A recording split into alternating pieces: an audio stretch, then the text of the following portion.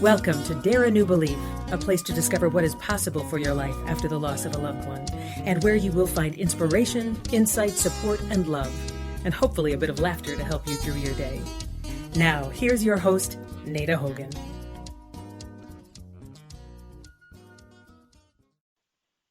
Welcome to Dare a New Belief, where you will find light and life, love and joy, healing, faith, and hope.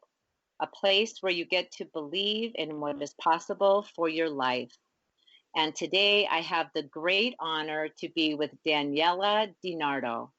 Daniela was born in Craiova, Romania, and was almost immediately adopted by an Italian-American couple in New York City. She grew up in Nolita, Manhattan, staying at the family home in upstate New York on weekends and during the summer, forming an indisputable bond with nature and animals over the years. Completing her bachelor's degree at St. Michael's College in Vermont with a religious studies major and political science minor, she had developed a knack for business and pursued that work through college and for nearly 8 years afterwards. Her attention shifted towards fulfilling her life purpose as she slowly became disenchanted with the world of sales she found herself in. The passion to help people has been noted since her early days as a peer mediator at the Peace Table in preschool. I love that. This constant focus in aiding others, along with a strong business acumen, has led to the launch of her very own sound healing business that launched in May of 2019. Her company is called Namaste Meditated and is dedicated to helping individuals find solace within and navigating to their truest purpose by using crystal alchemy singing bowls and meditation. Stepping into her sound healing career, she has harnessed her truest passion and talent to serve others. Daniela, welcome, and thank you so much for being with us today. Thank you for having me. I'm so excited to be with you, and we'll talk about the singing bowls. But before we dive into that, in the introduction, I said that you are from Craiova, Romania, and that you were adopted. And I'm wondering if you can tell us a little bit about that. How was it that you were put up for adoption? Can we start there? Sure, yeah. So basically, it all starts when I was born shortly after a time where there was a dictator in place. And basically during that time of his reign, he enforced women's health visits in the workplace. So if a woman was not currently pregnant, she had to kind of be in the process of at least trying to get pregnant. And again, these are, full female exams that happened in the workplace. So there was that pressure to kind of always be pregnant. And my birth mother, a younger woman, she had already had 3 children, and I would have been her 4th. And at that point, she, not only had the dictatorship just ended, but she was also going through with a divorce with my birth father, and it just was not going to be the right thing for her to keep me. So she did put me up for adoption, and that's kind of where my parents wandered into the story. Okay, wow. So first of all, how crazy is this? Just the part where you're saying that these enforced women's health visits in the workplace and that you had to be pregnant or working on getting pregnant. What was that all about? Do you know the background on that?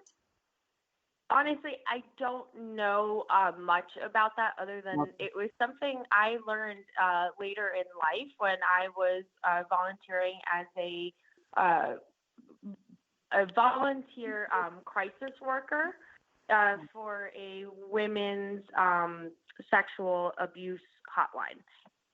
Okay. And it was a factoid that was thrown out in the general orientation. And I was kind of like, wait, what? And it kind of, you know, the ball started rolling and things started clicking. Wow. It's just amazing to me. That's so amazing. So, okay, Yeah, wow. yeah, Yeah, bless your mother's heart. My goodness.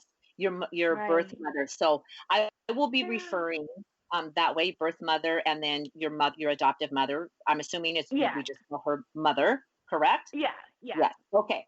So how is it? How did this Italian American family come about adopting you? Because you were still in Romania, I'm assuming. Yes.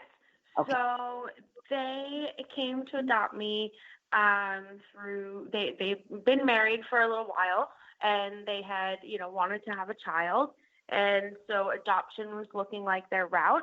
And they actually my mom heard or watched a documentary on ABC about children in orphanages in Romania. And Mhm. so that's how she actually became aware, kind of the situation that was going on there.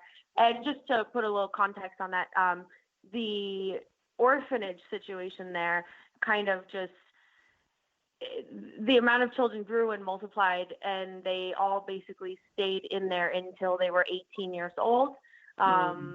and just extensive, psychological, physical damage had been done to them. So, never, I had been very lucky in that I was not in an orphanage.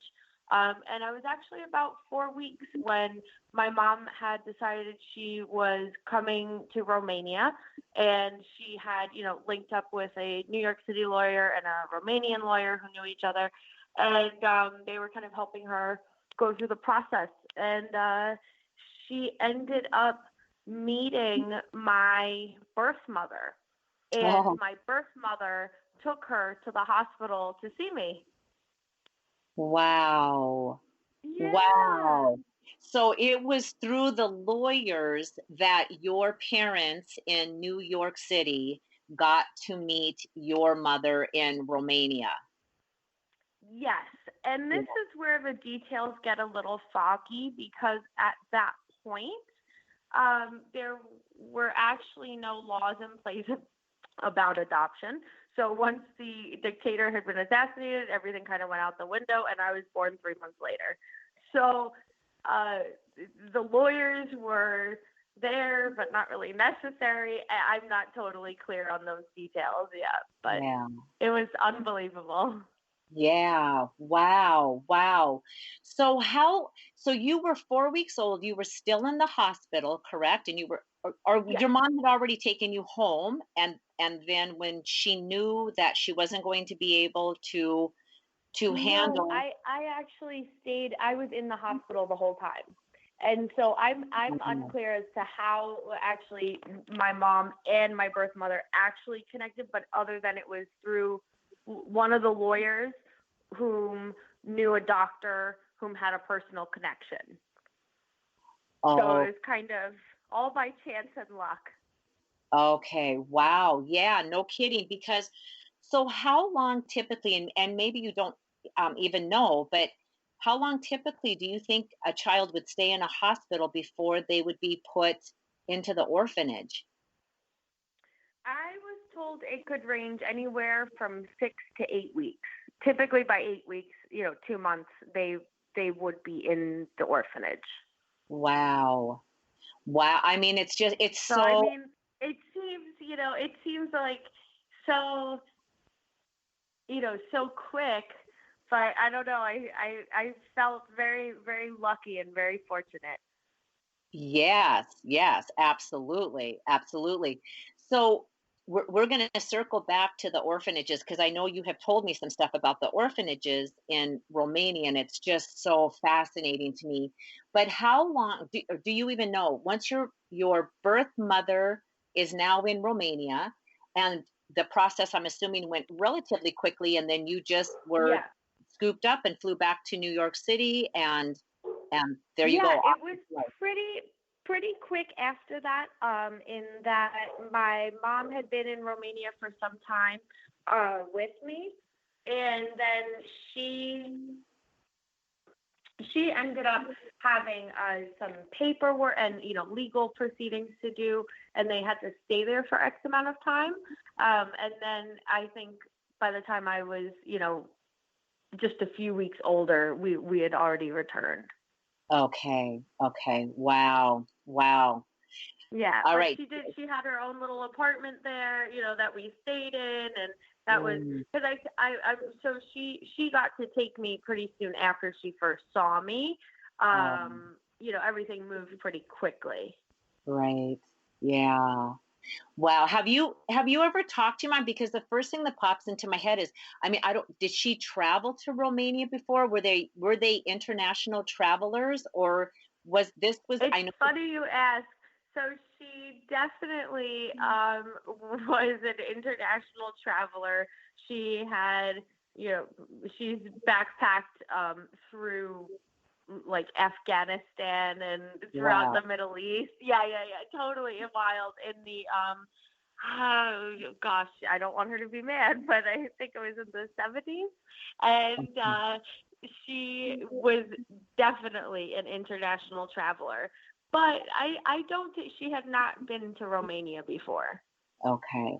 So just the one trip to pick up her brand new baby girl and to bring her back home. Unless now, has your mom gone back to Romania, or have you gone back to Yes, Romania? she has gone back. I have not. She's a documentary filmmaker, so she actually went back probably when I was about 10 years old, maybe a little bit younger, and made a documentary film about women in Romania called Diamonds in the Dark. Oh, wow. Diamonds in the dark. I love that. And listeners, just if you're driving and you can't write that down, I will write this down. So it will be in the show notes. So you'll Yes. have access to that. Diamonds in the dark. And how do people find that? This is your mother's film Yeah, documentary. so her name is Olivia Karesha, and I'll give you the spelling for that later. And she's Googleable. So if you Google her name with Diamonds in the Dark, I'm pretty sure you'll get to her distributor, and they should have copies for sale. If not, don't hold me to it. You can always email me, and I will get you a copy. Okay.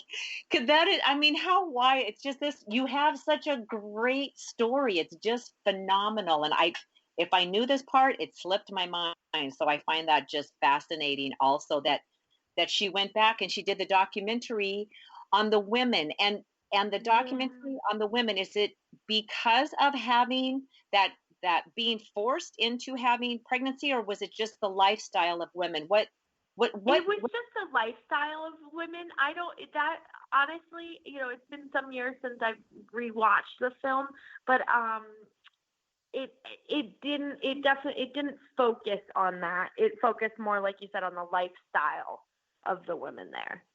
Okay, okay. Yeah, fascinating. So, yes, I'm all intrigued by it because just I think most everybody, if you watch the news at all, that the Romanian orphanages, they were on the news a lot, and there was a lot of information and just Yeah.